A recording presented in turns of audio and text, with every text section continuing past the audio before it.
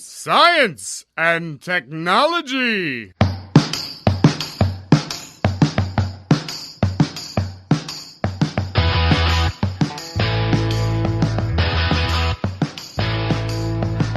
Estamos on com mais um Ciência On. Aqui no Ciência On nos interessa olhar para a trajetória da partícula elementar da ciência, que são as pessoas que fazem ciência. Além dos resultados da ciência, o Ciência On sempre traz um pouco das questões sociais que são muito importantes para o desenvolvimento da ciência e, claro, para a nossa vida universitária. E somos abertamente defensores da pluralidade, da inclusão, da verdadeira democratização do conhecimento. Aqui já falamos sobre questões de gênero, da sexualidade, raciais, e hoje trazemos um tema muito importante também que você vai ouvir daqui a pouquinho. Eu sou Pedro Altreto, professor da UFBC, e por favor, 2021, falta de inclusão, me inclua fora dessa. Eu sou Célio Fernando, professor também aqui da UFBC, e hoje eu cito Darwin: a ignorância frequentemente traz mais confiança do que o conhecimento. Então, bora conhecer mais sobre esse assunto? O meu nome é Arthur, eu sou bolsista aqui do projeto Ciência On, e hoje eu digo que é a diversidade que faz a ciência bonita. Hoje o tema é inclusão na academia, uma pauta feita com todo carinho pelo Arthur, que acabou de falar aí com a gente. Arthur, quem você convidou para falar sobre esse tema tão importante? Por favor, apresente a nossa convidada. Hoje o Ciência On tem o prazer de conversar então com a professora Priscila Benites. A professora Priscila é professora adjunta na Universidade Federal da ABC, credenciada para orientação de dissertação de mestrado no programa de pós-graduação em Engenharia e Gestão de Inovação da UFBC, doutora em Psicologia pela UFSCar, bolsista FAPESP e CAPES, mestre em Psicologia pela UFSCar, especialista em Intervenção Familiar, Psicoterapia e Orientação Sistêmica e graduada em Psicologia e Pedagogia. Ela realizou estágio de doutorado sanduíche no exterior, na Universidade de Barcelona e no Centro de Investigação e Enseñanza de Lenguaje, gastando o meu espanhol aqui, né? Todo espanhol, hein?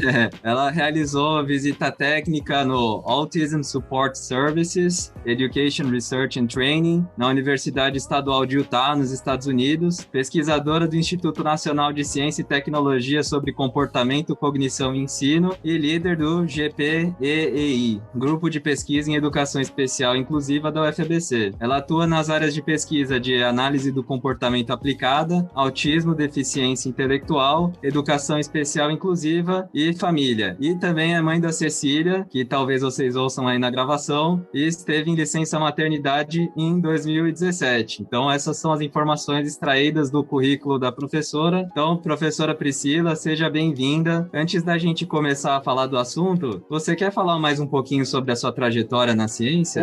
Sua trajetória de vida, né? A trajetória de vida. Muito obrigada pelo convite.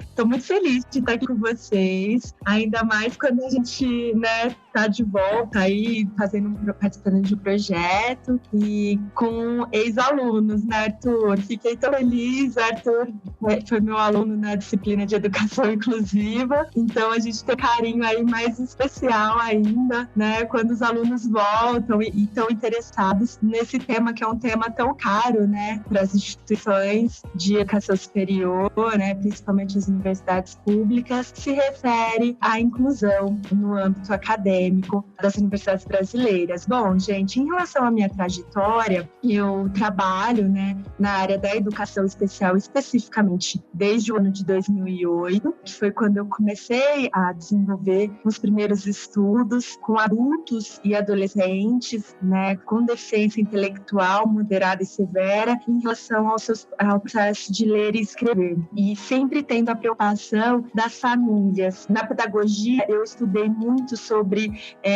trouxe aí uma contribuição relacionada ao processo de alfabetização. E da psicologia, eu trouxe tanto a intervenção como o envolvimento da família. E aí, então, para o mestrado, doutorado e toda a minha carreira acadêmica, ela segue exatamente nessa linha de raciocínio, né? Trazendo a participação da mãe, do pai, né? Nesse processo de escolarização, no processo de educação de maneira geral, né? De pessoas com deficiência intelectual e com transtorno do espectro do autismo. Sobre a minha trajetória pessoal, eu fiquei muito feliz quando eu tive a Cecília, e hoje a gente é uma militante, né? Da maternidade, enquanto não só das alunas que estão na graduação, na pós-graduação, né? Mas nós, mulheres acadêmicas, principalmente nos dias atuais, que a gente tem que estar aí à frente dos cuidados, né, das nossas pequenas, militando aí para que a gente tenha as mesmas oportunidades, que a gente não tenha uma questão relacionada à equidade, comparando aí, considerando os demais grupos. Então, fico muito feliz de poder compartilhar com vocês, eu já acompanho, né, sempre curto os posts do Arthur no Facebook, compartilho no grupo de pesquisa no GTI, né, eu acho isso aí. Fantástica a proposta, o acesso, levar esse bate-papo, essa questão, né, de tornar acessível, né, o conhecimento acadêmico. Uma das propostas do nosso grupo de pesquisa é exatamente esse, é atingir, né, a sociedade civil para além dos muros da universidade. Então, a gente traz os professores, as mães, as famílias das pessoas com deficiência, com transtorno, para o debate acadêmico, com uma reivindicação, com pauta de direito à educação, para a garantia, então, desses direitos educacionais. Uma perguntinha que eu queria fazer para a professora também é se ela já está com o currículo atualizado, né? Porque recentemente se tornou possível colocar a licença maternidade no currículo, né, professora? Você podia explicar para a gente um pouquinho como isso funciona e por que isso é importante?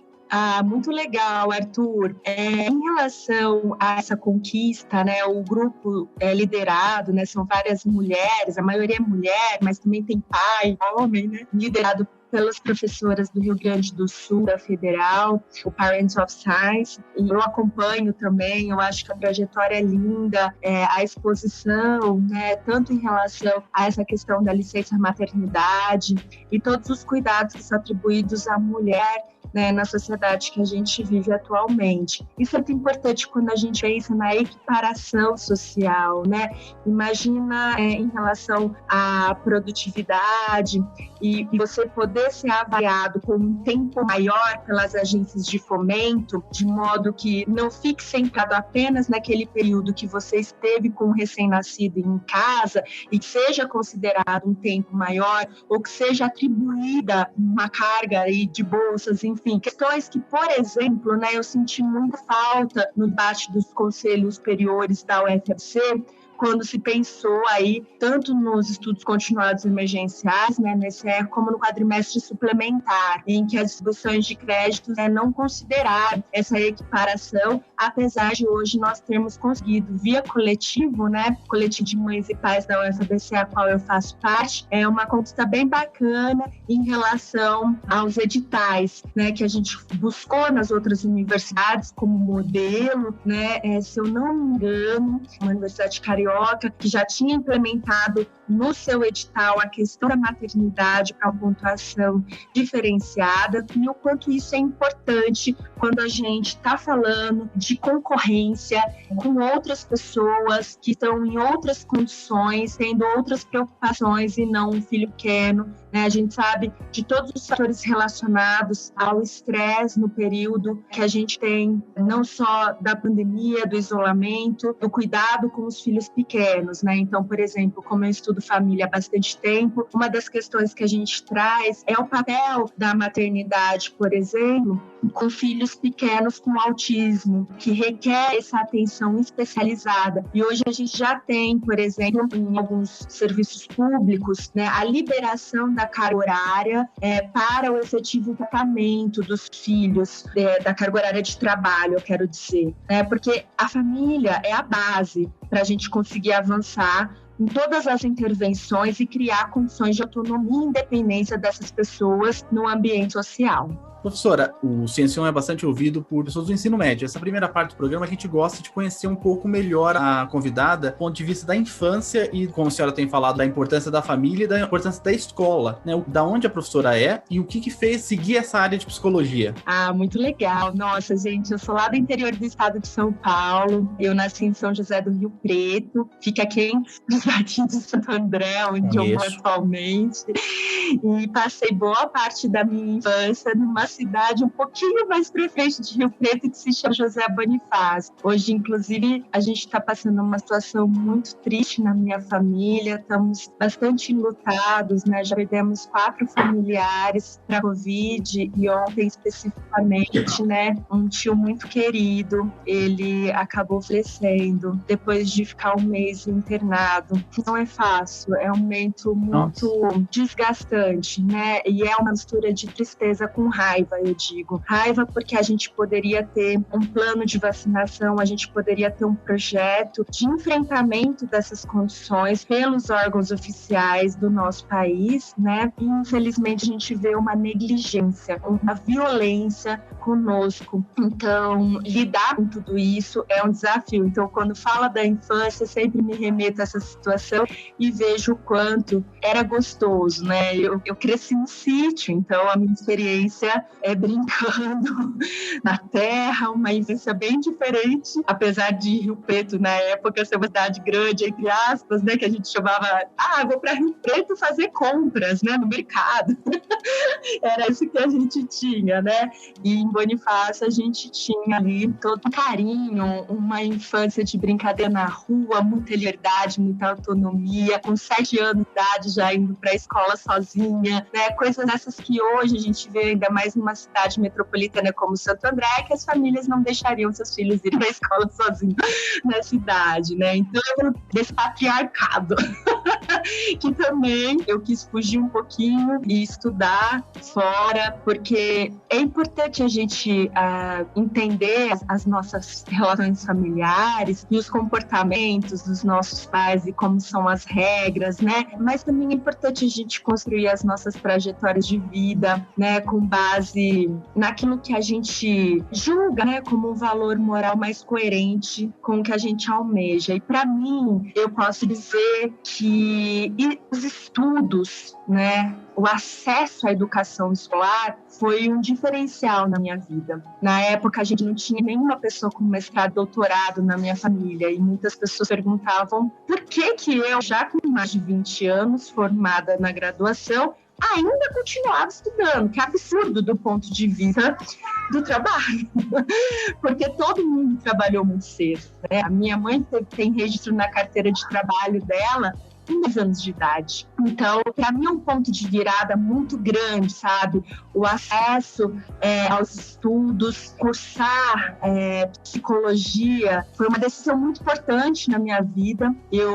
No início, eu queria fazer medicina, porque eu almejava fazer psiquiatria, que é hoje a área que eu tô conseguindo destinar com as minhas pesquisas, né, para essa área mais específica da psiquiatria. No começo eu pensei, jamais vou passar num vestibular desse, eu vou pro desempoderamento da família, né, como algo muito distante da nossa realidade. Então, como segunda opção, eu acho que eu vou gostar de psicologia. E ao me deparar no universo da psicologia como um mundo, né? A psicologia, as pessoas no Brasil, elas atribuem muito às questões clínicas. Assim, a área de atuação da psicologia, ela é muito vasta. Então, hoje você falar que você tem graduação em psicologia não quer dizer muita coisa. Eu sempre falo isso, né? Porque você tem atuações diversificadas, abordagens de estudos diferenciadas, pesquisas e tal.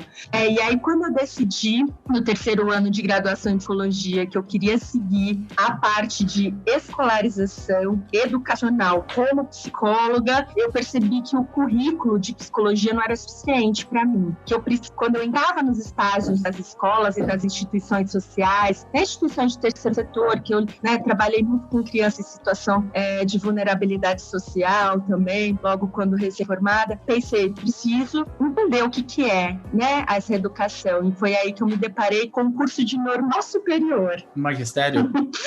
Então, quando eu estava fazendo o curso normal superior, que é o antigo magistério, eu pensei, acho que ainda não cheguei onde eu queria. E aí eu fiz uma transferência para o curso de pedagogia na área de gestão. E hoje o que eu ouço muito das educadoras, e ouço de uma maneira muito alegre, é que elas dizem assim, Priscila, você não vem para a escola com o seu olhar psicologizante. Você traz práticas pedagógicas, você reflete o ensino do ponto de vista pedagógico. E com a questão pedagógica, o papel da psicologia. Então, isso eu vejo que faz uma diferença muito grande, principalmente quando a gente estuda a origem, a história da psicologia no processo de escolarização brasileiro, que foi terrível, sobretudo na educação especial. A psicometria no início, abordagem, aquela questão segregacionista, né, que dizia, olha, você pode aprender na classe comum, você tem que ir para lá, você tem que ir para cá, como soberana, assim como a medicina, né? Então a gente tem todo esse viés sanitário invadindo a área da educação, sem olhar para essa pluralidade social que a gente vive aí com tanta desigualdade no nosso país. Então acho que para mim, né, resumindo, pensando aí nos nossos adolescentes, nas nossas adolescentes, um ponto de virada, gente, na minha vida foi a escola, foi o acesso à universidade e foi a minha mãe. Certamente ela é a pessoa com quem eu me inspiro muito. Eu pegava o ônibus chorando de tantas pessoas reclamarem, mas você vai estudar de novo e não sei o quê, e não sei o quê, e aquele blá blá blá. E ela, não, filha, é isso mesmo, vai mesmo. Ela mal sabia o que eu estava fazendo. E sempre trouxe uma base muito sólida, assim, eu fico muito emocionada quando eu me lembro aí desse momento e desses lutos que a gente está vivendo. Não está indo fácil, eu sei que não é apenas a minha família, são muitos brasileiros e o descaso, né, das autoridades do nosso país deixa, assim, uma mágoa, uma lamentação muito grande.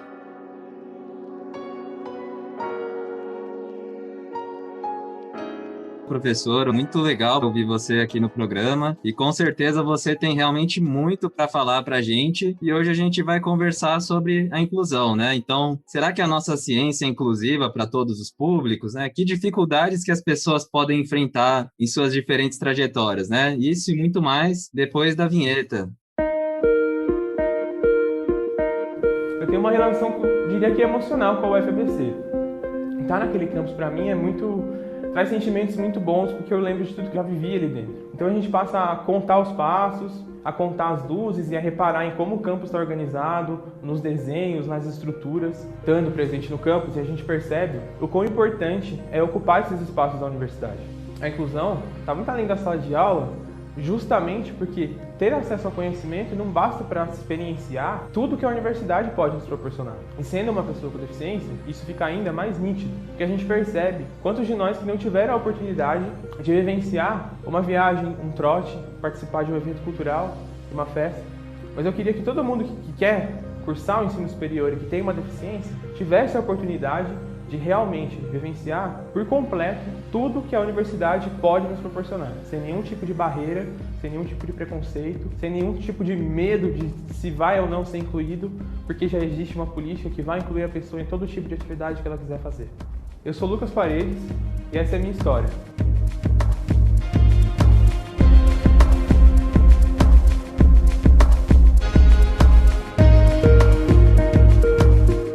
Priscila, para começar então o assunto, eu queria saber o que é e como é caracterizado o público-alvo da que a gente chama de educação especial. Muito bom, Célio. A primeira questão que eu acho que é importante a gente lembrar é que nem todos os países têm o público-alvo da educação especial definido nas suas normativas, né? No caso do Brasil especificamente, a gente tem uma normativa que é a Política Nacional de Educação Especial na Perspectiva de Educação Inclusiva, o nome é grande, que foi publicado no ano de 2008, que define o público-alvo da educação especial, envolvendo pessoas com deficiência, com transtornos globais do desenvolvimento e altas habilidades e superdotação. Tá? A definição desse público ela é importante quando a gente pensa no financiamento da educação especial nas nossas instituições escolares brasileiras e os serviços educacionais especializados que esse público-alvo demanda no bojo da escola pública. Então, hoje, a gente também tem uma falta de consenso entre os próprios cientistas brasileiros sobre as concepções da educação especial, como, por exemplo, nós podemos ler do decreto assinado pelo atual presidente no dia 30 de setembro de 2020, que prevê um retrocesso em relação à educação especial como substitutiva ao processo de escolarização na escola pública, colocando, então, as escolas especiais e as classes especiais como modalidade alternativa de ensino para a educação especial.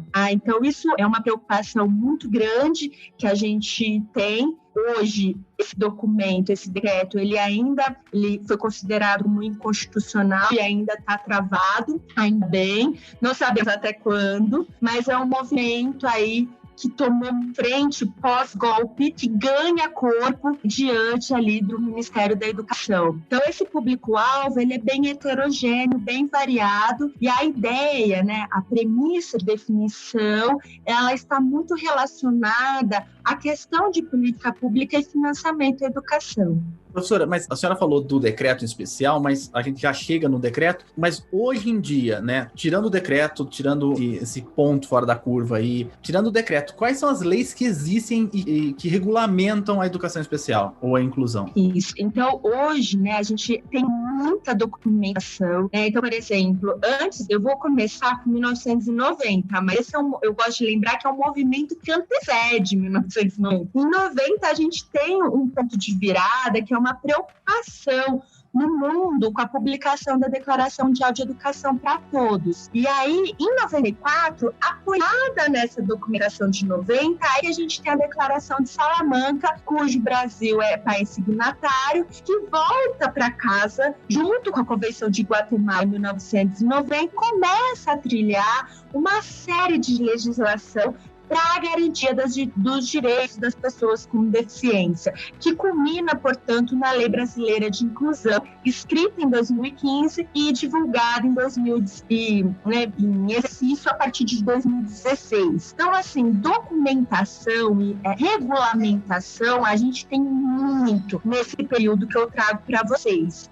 Como base de orientação dos marcos legais, a política de 2008, que hoje é alvo desse grande retrocesso, ela traz como um avanço, né, na educação especial, a concepção da educação especial como uma modalidade de ensino transversal, que permeia todos os segmentos. Então, eu estou falando de educação especial como modalidade de ensino pela primeira vez na história da educação brasileira, porque até então ela tinha uma concepção do substitutivo, em que eu poderia ter educação especial nas instituições especializadas, em outros lugares, para além da escola comum, né, da escola pública regular. E aí, esse ponto de virada é conceitual, é principista, né, como as pessoas às vezes chamam, mas ele é um marco que vai mudar o número de matrículas das pessoas com deficiência, que define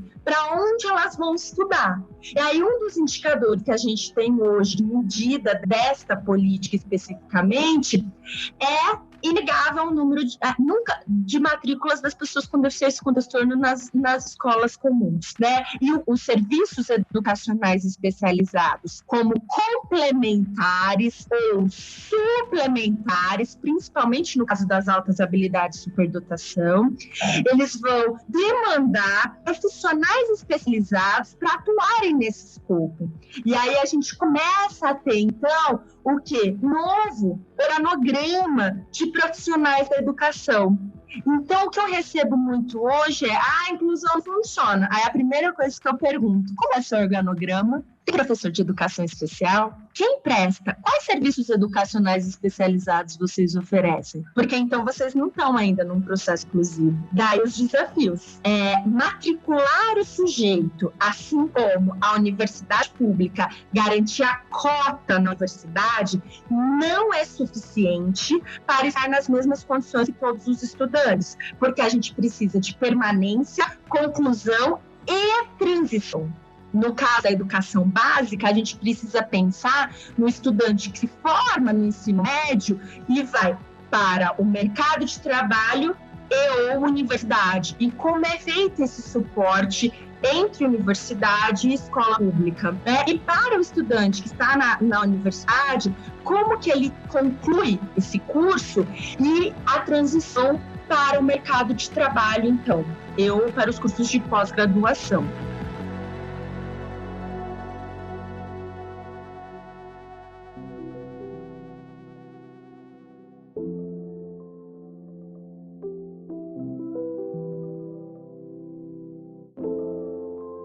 Professora, a senhora está falando então de inclusão, que muitas vezes é confundida com a palavra acessibilidade. Gostaria que a senhora falasse qual que é a diferença entre incluir ou dar acesso aos serviços. Essa é uma grande questão. Ainda mais quando o programa Incluir, ele delibera as criações de núcleo de acessibilidade pelo governo federal para garantia da permanência do estudante com deficiência nas universidades públicas brasileiras. E aí, então, né, eu lembro, até recentemente, a gente está fui convidada para coordenar o número temático de uma revista, e aí uma das professoras tinha comentado, acabei de passar de uma banca, e aí a deixa era o núcleo de acessibilidade como uma classe especial, né, no bojo da educação superior. Então, a questão da acessibilidade, a gente está criando condições de recursos, de instrumentos, de estratégias. Quando eu penso na concepção da inclusão, eu estou pensando na sociedade inclusiva. O que eu preciso para isso? Eu preciso de serviços estes que devem ser acessíveis para toda a nossa comunidade. Recursos, acessibilidade. Então, eu vou falar do quê? Eu vou falar de uma acessibilidade arquitetônica, eu vou falar de uma acessibilidade comunicacional, de uma acessibilidade pedagógica, que hoje é a minha grande militância no contexto da UFABC. O quanto que a gente não tem, né, de serviço educacional especializado como uma política de permanência. Por exemplo, a implementação de um currículo diferenciado quando necessário. A gente não tem um profissional que exerce o papel de professor educacional especializado, como ocorre hoje, gente, nos institutos federais. Então, a gente não tem uma realidade distante. Os NAPNES, que são esses núcleos de apoio psicossocial, né, dos institutos federais, é incrível, é maravilhoso. A gente tem uma equipe de profissionais que exercem ações inclusivas por meio desses recursos. Então, a gente pensa muito nessa questão. Acessibilidade. O que é acessibilidade? Né? Enquanto esse conjunto de recursos e de estratégias para alcançarmos, né, então, a nossa almejada educação inclusiva. E isso não é utopia, gente, é muito possível. Nós fizemos agora recentemente, tá no Prelo esse artigo, né? Então, o planejamento educacional individualizado, que é o GPI, que é o grupo de pesquisa que eu lidero, nossa missão é validar serviços educacionais especializados no contexto da escola pública brasileira e da universidade brasileira. Então, a gente pensa em vários serviços, a gente não acredita em um único modelo, como aí uma crítica da política de 2008 via atendimento educacional especializado, porque a gente vive num país desigual, então não tem como a gente ter uma única forma de solução, e sim várias formas, e a importância de trazer evidências para todas essas atuações. E aí, então, nós desenvolvemos para mostrar a viabilidade, o quanto isso é possível no contexto da UFABC, também o acompanhamento pedagógico de um estudante com autismo leve, que não teve ingresso pelas cotas, ela ingressou pela ampla concorrência, como ficou o desempenho pedagógico dela, como era antes da implementação do PEI, 2 anos antes, e depois com 1 ano e meio com a implementação do PEI. Ela passa para 0 trancamento de quadrimestre, 0 reprovação e apenas 1 cancelamento de disciplina. Então, a gente vê o impacto, né, do serviço educacional especializado no desempenho pedagógico do sujeito. Mas, infelizmente, a gente ainda vive numa universidade que a inclusão está somente no documento, somente no plano de desenvolvimento institucional, que parece não requerer esforços para tirar os nossos projetos de inclusão e tem um laboratório de inclusão, né? Fica aqui, então, uma provocação.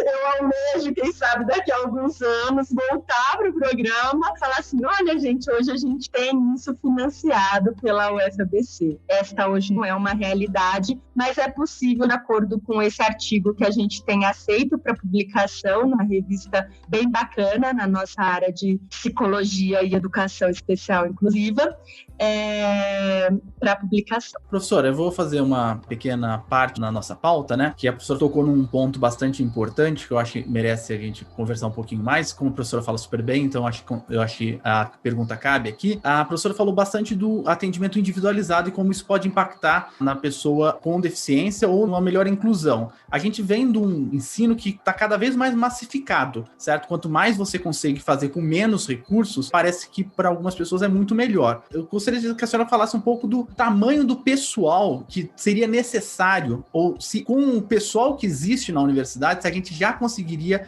impactar melhor nessas ações, ou se a gente precisaria contratar mais pessoal. Por exemplo, eu sempre falo muito aqui de Libras, né, o nosso podcast, a gente luta bastante para colocar Libras no podcast e disponibilizar pelo número mas a gente esbarra sempre num número muito limitado de tradutores de Libras que a gente tem acesso. Muito bom, professor Pedro. Eu acho assim que sim, é possível, inclusive foi entregue, né, há alguns anos, possibilidades, né, da gente pensar a inclusão na UFABC especificamente, com o corpo que a gente tem. Na ocasião, tínhamos eu, Cat e Cláudia, as duas pros de Libra, e hoje a gente tem mais uma professora visitante na área de Libras e mais uma professora visitante na área de Educação Especial Inclusiva, que são as professoras Trícia e a professora Mara. Isso tudo é possível com os recursos humanos que a gente dispõe. Acontece que existe uma questão de institucionalização, de estrutura da universidade que parece ainda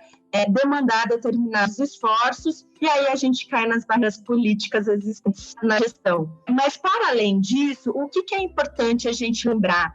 No quanto que as ações, quando a gente pensa na inclusão na universidade, eu estou trazendo um debate sobre o ensino, mas a universidade pública a gente bem sabe que está amparada no tripé universitário. Então, a gente tem extensão, pesquisa e ensino. 20 atividades de extensão de pesquisa, a gente consegue desenvolver uma série de trabalhos, contratar diferentes e trabalhar, né, não só, estou falando do contrato do ponto de vista de orçamento, mas do ponto de vista de formação, diferentes profissionais interessados em aprender conosco, né? E isso a gente vê pelo próprio GPI, o número de pessoas que procuram um grupo de pesquisa, que tem as respectivas formações e que poderiam, via atividades extensionistas, oferecer um serviço qualificado, não só para os nossos alunos com deficiência com transtorno da UFABC, mas para as próprias escolas públicas, né, que a gente deveria atender, levando a inclusão do ponto de vista de ciência e profissão para todas as pessoas. Mas o que acontece na nossa universidade acontece em tantas outras universidades do Brasil, principalmente quando a gente pensa na questão do assistencialismo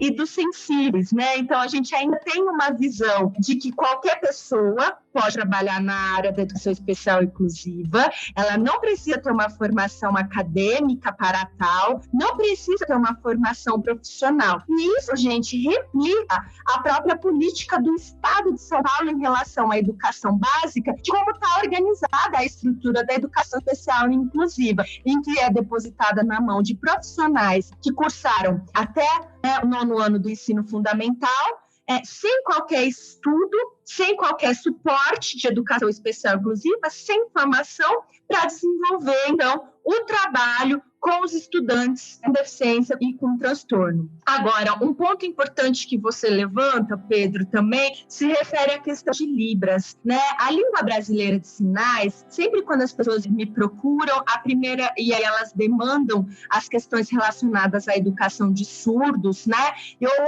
Aqui não é o lugar que a gente vai trabalhar isso, porque Libras como inglês, como francês, espanhol, tantas as outras línguas, requer, né, pesquisas e estudos na área do ensino de línguas. Então, aqui no GPI, a gente não faz pesquisa de ensino de línguas. Evidentemente, quando a gente pensa na língua brasileira de sinais, perpassando a história história da educação especial, existe sim, né, um diálogo muito estreito entre as áreas, mas é fundamental ressaltar que hoje nós temos 2 vias, e essa é a nossa proposta que um dia a gente almeja aí, né, que os dirigentes da universidade atendam, que é essa divisão, tirar Libras como um recurso de acessibilidade, como é posta hoje, e garantir, se a gente tem um núcleo de línguas na UFABC, que é a Unetel, Línguas passa a incorporar o antigo NTE, que hoje virou Netel há um tempo atrás, então por que Libras está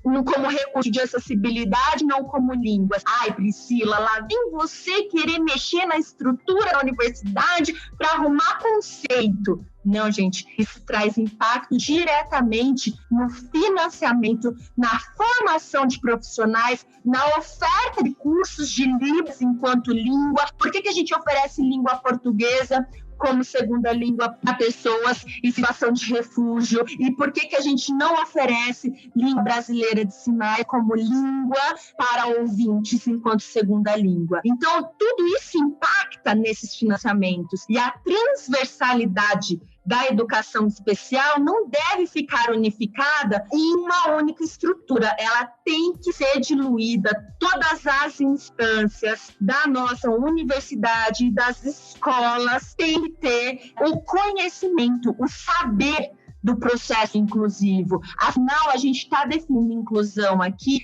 né, como um processo social complexo que envolve os diferentes atores sociais. O que isso significa na prática, Priscila? Significa que o professor da disciplina, sozinho, não vai garantir as estratégias suficientes para desenvolver o seu processo inclusivo coerente e adequado para atingir todos os alunos. Ele demanda colaboração, e a gente tem, por exemplo, o Coensino, que é um serviço educacional especializado com muita evidência científica que mostra a eficácia do desempenho pedagógico dos estudantes quando bem implementado na parceria entre professores de educação especial e o professor da disciplina, os professores tanto da educação básica como os professores universitários. O que falta, Priscila? Falta a gente realmente dedicar orçamento e profissionais formados, porque projeto nós temos, professoras nós temos, alunos nós temos, extensão nós temos. A gente só precisa de uma sala.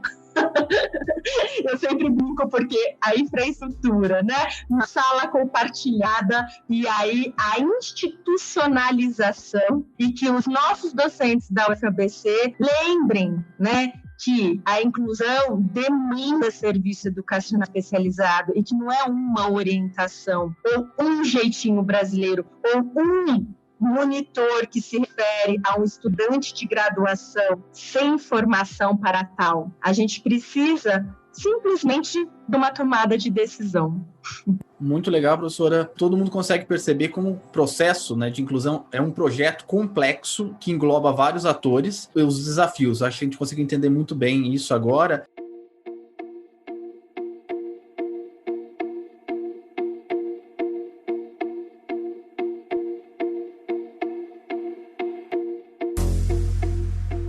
Professora, para trazer um pouco a discussão para esse lado mais científico, né, da cultura científica, até popular, né, a gente pode dizer assim, tem um exemplo de cientista que a maioria das pessoas certamente conhece, que é a do Stephen Hawking, né? Ele recebeu um diagnóstico de esclerose lateral amiotrófica, mais conhecida como ela, e perdeu gradualmente quase todos os movimentos do corpo, né? E hoje ele é considerado um símbolo por desconstruir muitos estigmas da pessoa com deficiência, mostrando que, mesmo com todas as dificuldades, ele tinha potencial para chegar onde ele chegou, né? Mas a pergunta seria, por que, se todo mundo tem esse potencial, por que a gente vê tão poucas pessoas com deficiências e transtornos na universidade? Que tipo de dificuldades elas enfrentam?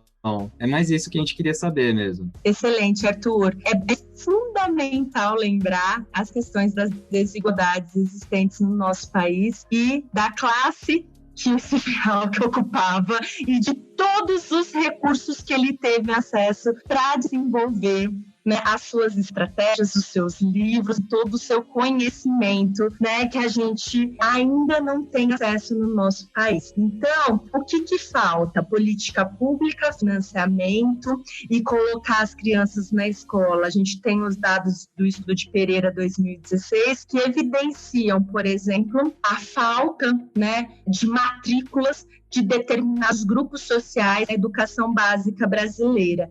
E estas pessoas são crianças, são meninas negras com alta vulnerabilidade social, que ainda não vão para a escola no nosso país. Então, para além das suas competências meritocráticas, vamos assim dizer, né, de nascer e ser privilegiado num contexto social, a gente precisa garantir, né, a democratização do ensino para todas as pessoas. E é isso que a gente quer. Quando a gente pensa nos serviços educacionais especializados na universidade, eu estou falando assim, olha, a cegueira não é um impeditivo para eu avançar nos meus estudos pedagógicos, mas a falta de acessibilidade no currículo é um impeditivo numa aula que eu só vejo gráfico e que eu não tenho material adaptado, tátil, para desenvolver e elaborar o meu pensamento. Se eu não posso compreender o conceito, como que eu vou avançar nesse processo?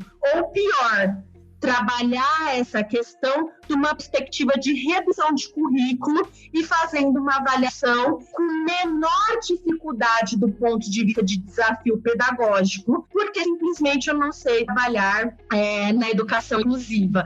E é um relato, Arthur, muito comum desde os anos 80, que a gente tem documentado na literatura, quando os professores dizem, eu não fui informada, tal. Concordo, e é isso mesmo, não foi. E ainda não está sendo, porque se a gente vê na nossa própria universidade novamente, a disciplina de educação inclusiva, como você sabe, ela não era obrigatória para as licenciaturas, né? O aluno ia cursar a disciplina se ele quisesse. Isso a gente está falando do aluno que entrou, de que ainda está em formação.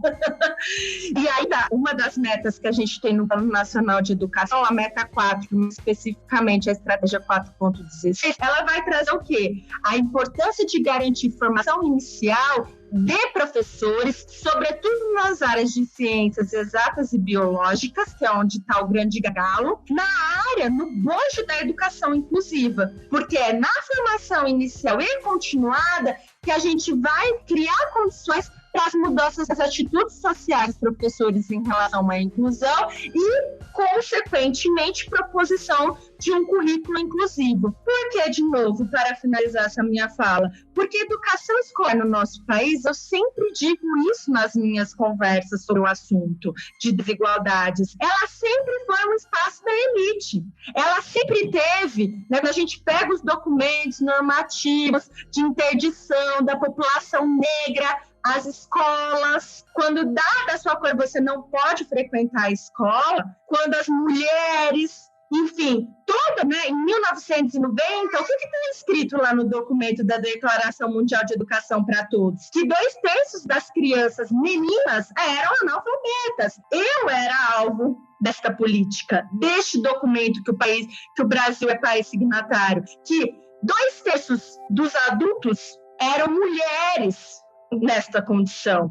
Então, eu sempre gosto de lembrar que o discurso da educação inclusiva, quando a Declaração de Salamanca coloca, olha, reiteramos a Declaração Mundial de Educação para Todos, ela está colocando que ela está fundamentada numa discussão de gênero, uma discussão feminista, de preocupação no acesso a todas as pessoas à educação escolar.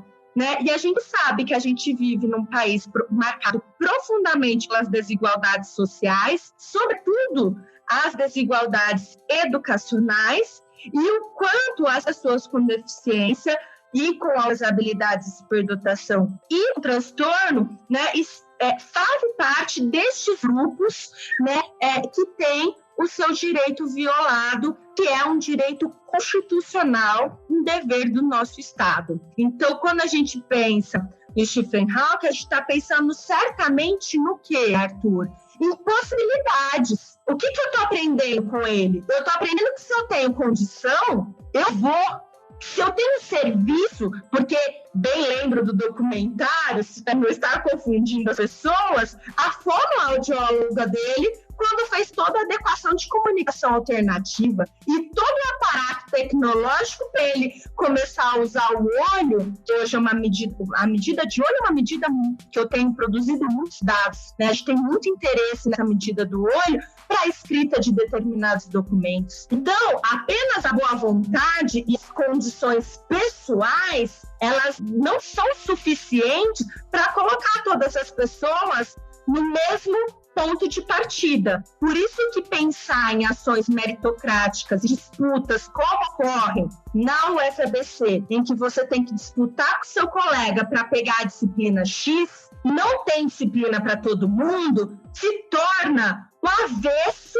e o nó do processo inclusivo. Porque se eu tenho disciplina para todo mundo e eles começam a concorrer, eu estou garantindo as mesmas condições para todas as pessoas. E é por isso que foi retirado o aluno com deficiência, com transtorno, ou seja, o aluno laudado, porque ele precisa do laudo para isso, né? Ele não entra na concorrência. Então, ele vai se matricular e ter acesso à primeira disciplina. Para quem está ouvindo a gente e não conhece um pouquinho, na UFABC, a gente tem esse sistema de matrícula que o estudante, que por um lado é muito visionário, muito inovador, mas que ainda precisa de ajustes, porque ainda gera muita segregação. Por quê? Porque coloca um processo meritocrático de escolhas, tirando as pessoas das mesmas condições, né? A gente sabe que a gente não tem disciplina para todo mundo.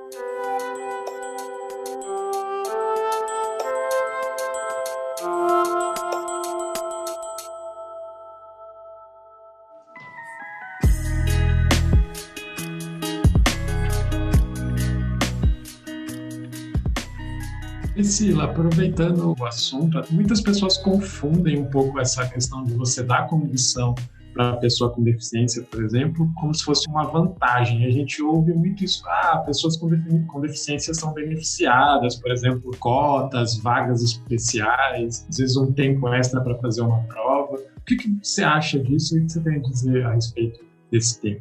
Perfeito, professor Célio. É uma questão que diz respeito à reparação histórica, né? Então, quando eu começo, não só reparação histórica, mas enfim, vou trazer um pouquinho aí a explanação, e é muito comum, né, as pessoas opinarem sobre as ciências humanas de maneira geral, né? É diferente de outras áreas do nosso conhecimento em que, né, eu não vou opinar no algoritmo que está sendo construído, no prédio que está sendo planejado, projetado, mas nas políticas educacionais eu me sinto no direito de opinar porque, eu conheço um pouquinho, né? Ou se não é a mesma coisa da psicologia, é um aconselhamento, enfim. Então a falta de validação desses aspectos científicos, né, eles ainda trazem muitos prejuízos para as tomadas de decisões. Então, quando a pessoa chega para mim e diz assim, eu não tenho dívida histórica, nossa, eu falei, bicho, ela parou lá atrás. A gente vai ter, sério mesmo? Tipo, e pessoas com doutorado, né? Pessoas que têm a plena convicção de que isso não existe no nosso país. Então, a gente precisa lembrar que a condição da inclusão, ela surge porque essas pessoas, elas poderiam ser assassinadas em função das suas condições. E elas ainda são em determinados grupos culturais, tá, gente? Tem muita comunidade que ainda permite, tá, esse tipo de conduta. Então, se o sujeito nasce surdo, cego, enfim, as deficiências sensoriais, eles são abandonados muitas vezes pelos grupos, principalmente na área da deficiência intelectual. A gente vê muito o caso do menino Vitor de Aveirão, que todo mundo começa a estudar educação especial, retoma, ninguém sabe se o Vitor foi encontrado perdido na floresta, se a família abandonou, e por aí vai. Então, e aí a gente começa, então, quando a gente retoma esse contexto histórico e retoma que existe uma sociedade que estrutura suas práticas para beneficiar determinados grupos, a gente hoje pensa, como que eu faço para reintegrar estes grupos? Quais são as condições necessárias para estarmos no mesmo ponto de partida? Pensa você numa corrida ali, todo mundo saindo do mesmo lugar com as mesmas condições fisiológicas, psicológicas, sociais e por aí vai. Então, isso não é benefício. Por exemplo, quando eu digo assim, olha, a escravidão acabou, mas a pessoa não pode comprar terra, ela não tem onde morar, ela não pode ir para a escola. Eu estou estruturando quem tem acesso na minha sociedade aos direitos. E essas pessoas, por muito tempo, foram beneficiadas e privilegiadas. Veja, a gente tem vários estudos que mostram quem eram os universitários antes das políticas de ações afirmativas no nosso país, nas universidades brasileiras. Egressos de escola privada, brancos e classe média, média alta. Então, os demais grupos não queriam ir para a universidade pública, não, né, fazendo uma piada aí com o que aconteceu essa semana, uma ironia bem trágica, né? Não, ele ia fazer o FIES e pagar os 8 anos dele de prestação, né? Tipo, mas por que ele não estava nessa universidade pública? Então, a gente tem que retomar toda esta situação que outros países, como os Estados Unidos, resolveram há muito tempo atrás. As pessoas acham que isso é típico de países como o nosso. E não. Estas condutas são condutas educacionais para todos os países que passaram por processos segregacionistas, né, racistas, como a nossa sociedade como ocorre hoje na nossa sociedade. Então, a gente precisa pensar, né, em quais são estas condições e não facilitar o currículo, que é o que eu falei anteriormente. Então, você vai e faz uma prova mais fácil. Não é mais fácil. Ela tem que ter o mesmo desafio.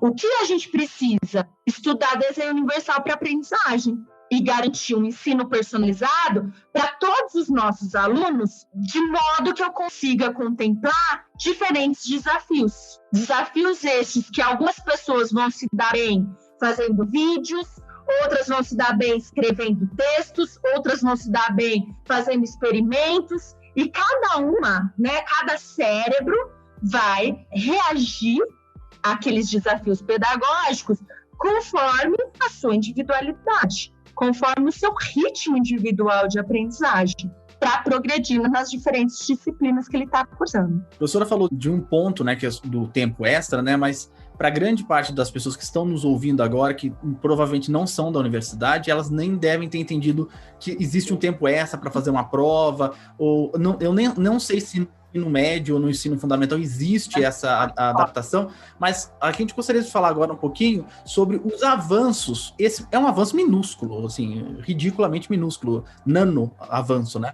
Mas é um avanço. Gostaria que a professora falasse dos avanços da inclusão na universidade e no mundo do trabalho, né? Dessa transição que a professora estava contando. Perfeito, Pedro.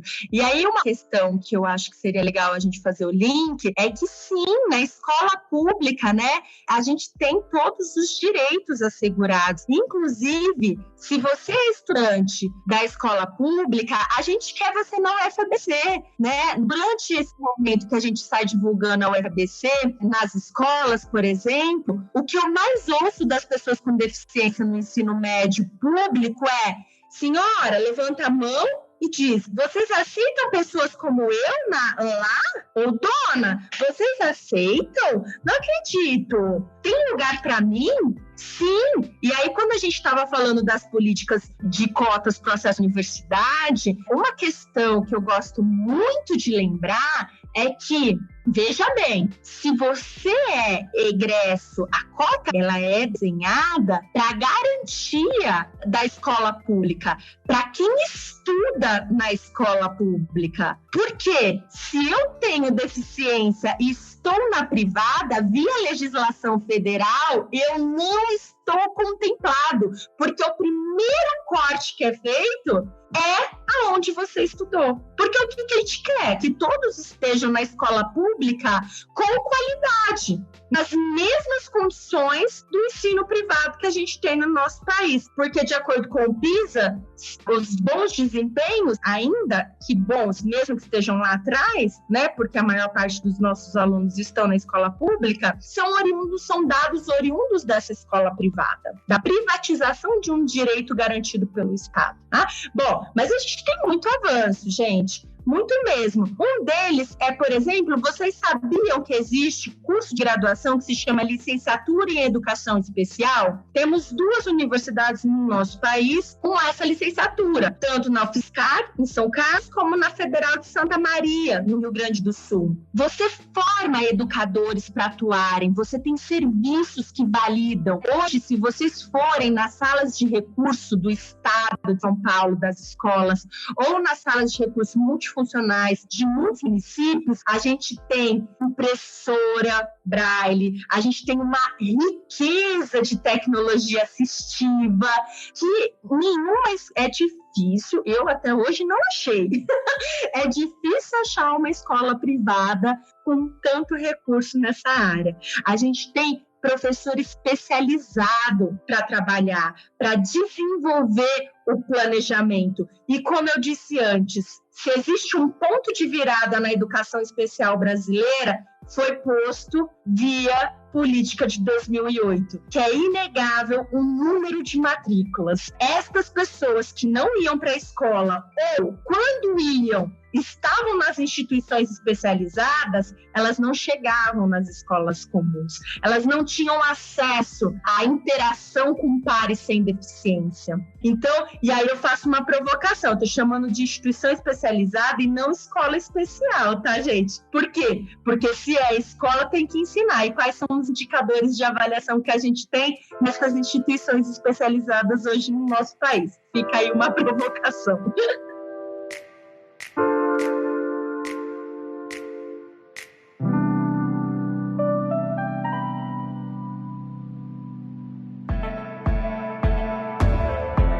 Professora, então, dando continuidade aí a essa discussão, né, sobre quanto é importante a gente ter uma escola voltada para esses ideais inclusivos e para a transição também para a universidade, eu queria que a senhora falasse, por favor, então, se todos os públicos já estão chegando na universidade, até mesmo aqueles que têm déficits cognitivos, por exemplo, e se tem políticas para eles também.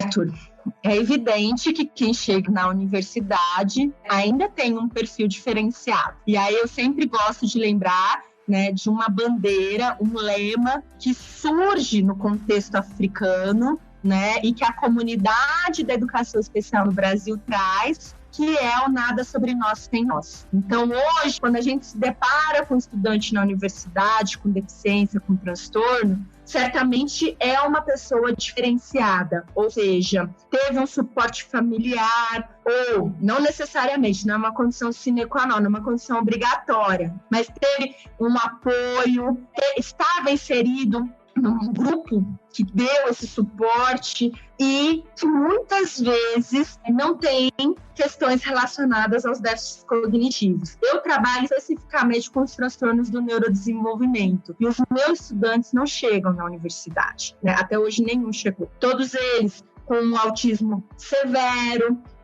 uma deficiência intelectual severa, síndrome de Down, que leva para o público-alvo da educação especial em função da deficiência intelectual. Por quê, Priscila? Porque quando a gente estuda as narrativas, né, dessas famílias, as histórias de vida e as trajetórias escolares, não teve na sua primeira infância, sobretudo de 0 a 2 anos, intervenções intensivas, intervenções precoces que visavam o desenvolvimento de comportamentos específicos como linguagem, como socialização, manejo de autocuidado, tá? E acabam, por sua vez, não alcançando o ritmo esperado aí, né, para fazer uma prova, né? E aí eu nem vou entrar no mérito da discussão do Exame Nacional de Ensino Médio, nosso Enem, como uma prova que replica as desigualdades, que não atende a todas as pessoas, porque, você tem aumento de tempo. É uma conquista? Concordo quando o Pedro diz, olha, é uma conquista. Aí eu te pergunto, é suficiente? Você já leu uma prova em Braille, por exemplo? Um livro que tenha, sei lá, umas 10 páginas escrito em português, quando a gente vai imprimir em Braille, não cabe em 10 páginas, mas jamais, ele é gigante, né? Então, será que a gente tem a tecnologia assistiva necessária? para garantir a autonomia e independência desse sujeito na realização dessas avaliações. Então, tem uma série de questões que implicam nesse acesso à universidade, tá, Arthur? Mas voltando para o público que eu trabalho, hoje, por exemplo, o trabalho da Verônica, ele é financiado pela FAPESP, a qual eu sou muito grata, sempre.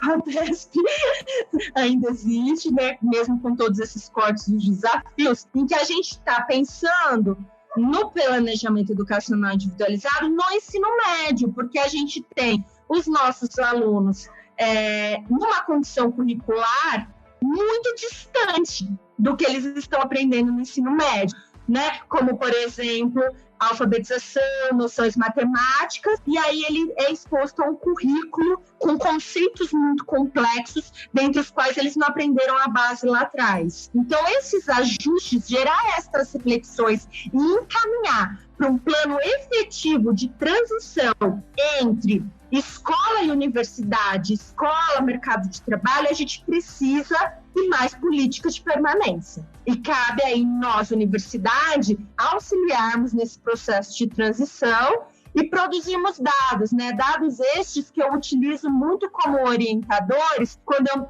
entrego pareceres para o Ministério Público, por exemplo.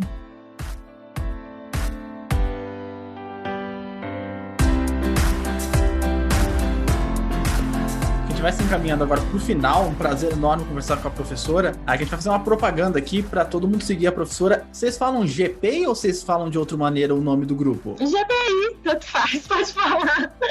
GPI. Então a gente vai fazer uma pequena inserção aqui para vocês seguirem o grupo GPI, Grupo de Pesquisa em Educação Especial Inclusiva da UFABC, lá no Facebook, que daí você vai ter um contato direto, vai poder esclarecer mais dúvidas, né, Arthur? Isso, e eu queria aproveitar aqui então esse espacinho para perguntar para a professora, né, que tipo de pesquisas que são feitas lá no GP e como que as pessoas que se interessaram podem acompanhar, podem participar das discussões.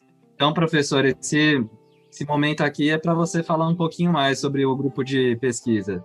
Eu sou super grata à PROEC, a nossa Pró-Reitoria de Extensão e Cultura, que aprovou o nosso projeto para auxiliar o nosso grupo de pesquisa. Então, hoje, em 2021, né, a gente começou em 2017 com o grupo, e aí nós temos várias ações e a gente está conseguindo se organizar melhor agora, em 2021, porque nós temos esse financiamento da PROEC com os nossos bolsistas.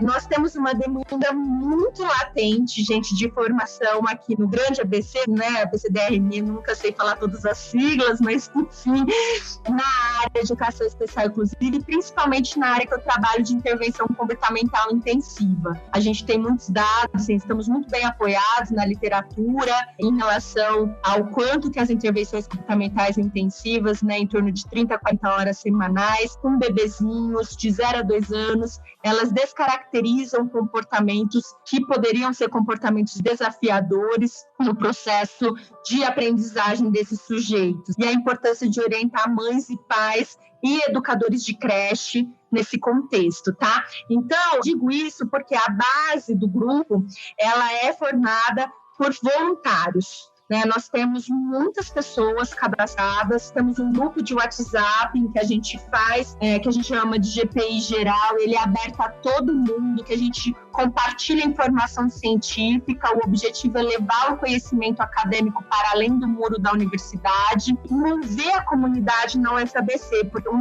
outro desafio que a gente tem também percebido é o desconhecimento da UFABC na própria cidade de Santo André. Nunca vou me esquecer que eu fiquei andando quando eu fui prestar o concurso, gente, ao redor da UFABC, e ninguém sabia me dizer onde era, porque naquele momento não existia, não tinha um Waze da vida, né, fazendo merchan para poder me auxiliar, e aquele GPS não funcionava no carro, enfim, uma loucura. Então, também é nosso objetivo levar, né, essa propaganda da nossa universidade aí para além. Então, a gente tem também um grupo de mães e pais, porque não se faz educação especial inclusiva sem movimentos sociais, sem esses atores, né? É muito importante lembrar a história da educação especial inclusiva no nosso país, ela é marcada pela reivindicação das famílias e dos profissionais de educação, na garantia de direito dessas pessoas. No grupo de mães e pais, a gente tenta atender as demandas educacionais levantadas por essas famílias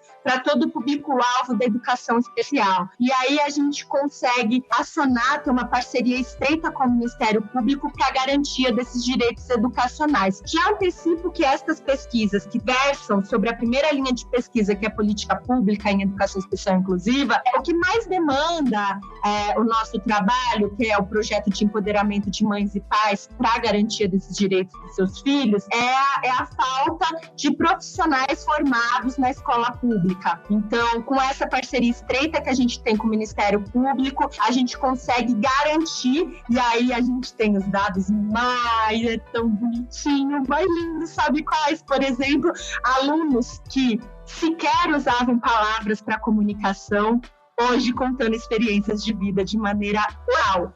Ainda, porque já eles vão escrever todas essas narrativas. E isso mostra o impacto do serviço educacional especializado no processo pedagógico, na aprendizagem desses alunos. Também temos uma segunda linha de pesquisa, que é o ensino e aprendizagem. Então, a gente trabalha com análise do comportamento, né, como eu disse para vocês, sobre as intervenções comportamentais. E, assim, na perspectiva comportamental, não existe aprendizagem sem ensino. Então, se o estudante não aprendeu, é porque as condições de ensino não foram suficientes para atingir os repertórios individuais desses estudantes. Então, o que nós estamos preocupados? Em quais são as condições de ensino para garantir esta aprendizagem, e a aprendizagem que é definida como uma mudança de comportamento relativamente duradouro do organismo, tá? E aí a gente está muito interessado em propor programas, intervenções. Então a gente pensa num currículo que envolve a psicologia do movimento. Então a gente vai trabalhar a linguagem, a gente vai trabalhar a cognição,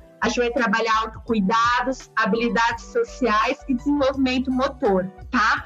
Nesse bojo, a gente propõe tarefas. Todas essas tarefas, elas são aplicadas pelas famílias que nós atendemos, que é o meu sonho, um dia, quem sabe, né, se a gente conseguir o laboratório de inclusão na UFABC, implementar o serviço escola, que hoje a gente começou lá na UFSCar, né, quando eu fazia doutorado, e trazer para cá todo esse know-how. Hoje, como a gente não consegue financiamento institucional, o que eu fiz foi uma parceria com a iniciativa privada e temos um convênio com uma clínica que financia bolsas e esse atendimento sob a minha supervisão e com vários parceiros da UFABC aí nessa linha de frente, né? Então, a gente está interessado em propor esses procedimentos de ensino para trabalhar medidas de acerto e erro nessas tarefas experimentais, o tempo de resposta que a pessoa demanda. A gente também trabalha as medidas de olho. Então, por exemplo, né, para onde o sujeito está olhando,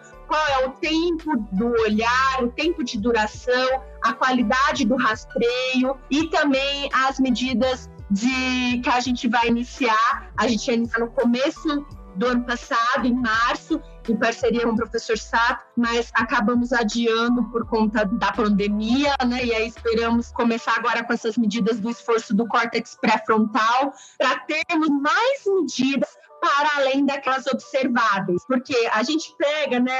Eu vou trazer aqui o exemplo do nosso bebezinho lindo, viu, Paola, que é uma mãe maravilhosa, né? O Lucas chegou pra gente ali com 1 ano e 8 meses na intervenção, quase não falava pouquíssimas palavras, e hoje aí, com todo o procedimento, todo o suporte da família, está com um vocabulário maravilhoso, interação entre pares, ver essas crianças se desenvolvendo sem dúvida, a menina dos olhos. Então, é por isso que a gente precisa dessas medidas para além das medidas observáveis. E, por fim, a parte, terceira e última linha de pesquisa, que se diz respeito às formações de profissionais, né, na área da educação especial inclusiva.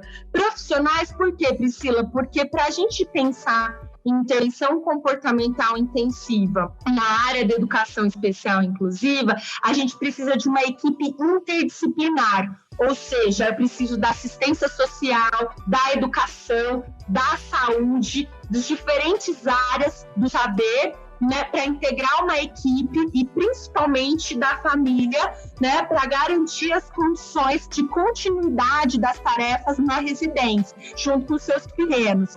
E aí, uma das coisas que a gente é interessada, além dessas formações, é também de traçar esse perfil mais psicológico dos profissionais que atuam nessa área e as atitudes sociais, evidentemente, que hoje são aí as grandes barreiras, né, identificadas na literatura para o processo inclusivo. E a atitude social, ela é um desafio do ponto de vista de intervenção, porque ela está posta na relação interpessoal, ou seja, na interação do sujeito com as outras pessoas. É o famoso preconceito, né? E quando você tem uma atitude social negativa em relação à inclusão, você não consegue avançar na oferta dos serviços educacionais especializados necessários para garantir esses repertórios individuais dos nossos alunos. Então, criar condições para atitudes sociais mais favoráveis, genuínas no ambiente escolar, no ambiente clínico e na sociedade de maneira geral, é o desafio que se propõe aí a alcançar com essa frente de projetos que nós temos em andamento na área de formação. É isso. Parabéns pelo trabalho, professora. Coisa. Parabéns pelo trabalho. Muito projeto, gente. Isso é ótimo. Muito obrigada, Pedro. Eu não sabia de todos esses projetos, mas pela fala da professora, uma fala que eu acho é importante, que a senhora tem uma fala urgente, de urgência, assim, que eu acho muito bacana e dá para se verificar pelos projetos que estão sendo desenvolvidos, porque uma criança, ela só tem 1 ano e 8 meses uma vez na vida só, depois ela passa. Isso passa, não dá para esperar 10 anos para que alguma coisa aconteça, né? Aquela vida foi muito fortemente impactada. Professora, a gente está chegando para o final do nosso podcast, assim, finalzinho mesmo dessa boa conversa que a gente teve com a professora. A gente sempre pede para o pesquisador deixar algum material, alguma indicação de material. Pode ser um livro, pode ser um filme, alguma coisa que impacte as pessoas que não são da área da professora, não são nem da academia, que pode ser um bom ponto de partida. Ai, gente, eu fiquei em dúvida, né? Mas aí eu pensei assim, não tem como. Eu vou recomendar Atypical, do Netflix. É uma série muito bacana, que vai traçar sobre as questões relacionadas ao espectro do autismo em um processo de transição dele da escola, da educação básica para a universidade. Já antecipo que eu tenho as minhas ressalvas e as minhas críticas, porque em nenhum momento na série é colocada questões de desigualdades sociais, em nenhum momento na série é colocada a intervenção como um ponto de partida, porque ele ficou muito bom. Ele aprendeu muito, assim, né? Porque ele teve um suporte, ele teve a intervenção, ele teve a interação entre pares na escola comum e foi para a universidade, teve um trabalho, enfim, ele teve acesso a essas condições. A série acaba não trazendo uma discussão-alvo para estas questões que no Brasil eu considero como uma premissa base. E também não trouxe as questões relacionadas à variedade do espectro, né? Porque hoje, quando a gente fala, tem um diagnóstico de autismo, eu falo assim, quer dizer tanta coisa para mim, porque a gente está falando de pessoas que nunca vão desenvolver oralidade, por exemplo, e até pessoas que vão ser poliglotas. Por mais que elas terão déficit da linguagem pragmática, ela vai aprender a falar outras línguas, por exemplo, né? Então, é muita coisa, e isso acabou não abordando. Mas, de maneira geral, é uma série fantástica que reporta todos os benefícios do processo de escolarização inclusiva, do suporte da família, da interação entre irmãos, da interação entre pares com e sem deficiência. Enfim, fica aí uma dica aí na torcida para que se tenha mais uma temporada. Tratando da Netflix, who knows? E Priscila, de novo, parabéns pelo trabalho, muito legal, foi muito gostoso te ouvir, assim, a gente aprende muita coisa. E para finalizar, como a gente tem de costume, a gente sempre pede para o nosso convidado que deixe uma mensagem para os nossos ouvintes, principalmente para quem pode ser o público-alvo da educação especial. Eu agradeço muito, né, já que estão, assim, são minhas palavras finais, né? Eu gosto muito de lembrar que a educação ela é um ato político. E isso fundamentado totalmente nos achados de Paulo Freire. E quando a gente conhece e convive com tantas pessoas, com toda a pluralidade de comportamentos existentes, né, todos nós só temos a avançar, a ganhar aí na nossa qualidade de vida, no desenvolvimento de comportamentos como tolerância à frustração e tantas outras competências. E sempre quando vocês pensarem assim na deficiência, no transtorno, lembre-se, eu gosto muito de lembrar que essas pessoas, elas nem sempre estiveram à frente das tomadas de decisões. Elas nem sempre escreveram as políticas públicas destinadas a elas mesmas. Elas nem sempre decidiram o que elas podiam fazer se elas não eram consideradas pessoas com direitos. Então, na dúvida, pergunte: nada sobre nós sem nós. E a gente avança com esse papel e com esta tolerância, né, que a educação inclusiva nos coloca. E é muito difícil, gente, muito difícil, porque é muito mais fácil aceitar e conviver com pessoas similares ao nosso repertório. Então, fica aqui a nossa militância e que é possível. A gente não está sendo tópico demagogo, é possível. O que a gente precisa é de uma educação especial e inclusiva enquanto ciência e profissão. Muito obrigada. Obrigada e parabéns, gente, né, pelo tema, por trabalharem no assunto, pelo projeto, né, que a gente vê aí uma grande divulgação, uma adesão muito bacana da comunidade e que a gente possa desejar aí vida longa ao projeto. Parabéns. Obrigada. Muito obrigado, professora. É um prazer imenso tê-la aqui. Não vai ser a última vez que a gente vai... Não são as palavras finais. A gente sempre retorna aos temas. A gente pega uma facetinha diferente, a gente vai retornando, porque sempre tem novos ouvintes chegando, então a gente sempre volta. Então a professora vai ser habituê aqui no nosso podcast, tenho certeza. Muito obrigado, Célio, pela participação. Eu que agradeço, Pedro. Obrigado, Priscila. De novo, parabéns pelo trabalho. Muito importante essa área de pesquisa. Muito obrigado ao Arthur. Viu, Arthur? O Arthur é um dos maiores incentivadores, um dos maiores produtores aqui de pautas relacionadas a esses temas que eu citei no começo. Muito obrigado mesmo, a pauta estava incrível, muito bom o nome sugerido pelo Arthur. Muito obrigado, Arthur. Eu que agradeço a professora Priscila, foi um prazer matar a saudade daquelas aulas que a gente teve, já faz alguns anos já, mas o legal é ver que o impacto é duradouro, né? Que a gente pode divulgar as políticas com base na inclusão, que podem ter um impacto aí muito grande na vida de muita gente, né? E muito obrigado a você que está ouvindo e assistindo o Ciencion aí por vídeo. Como o Arthur falou, o impacto que vocês provocam na gente é um impacto bastante duradouro e nos dá ânimo para continuar produzindo novos episódios toda semana. E eu acho que o Célio liberou e vai ser agora 2 vezes por mês. Inacreditável. Isso é inacreditável. Ele liberou, estamos fazendo. Não esquece de seguir a gente no Twitter, no Facebook, no Instagram e, por que não, no YouTube, onde a gente tá chegando com mais força agora. Até mais, tchau!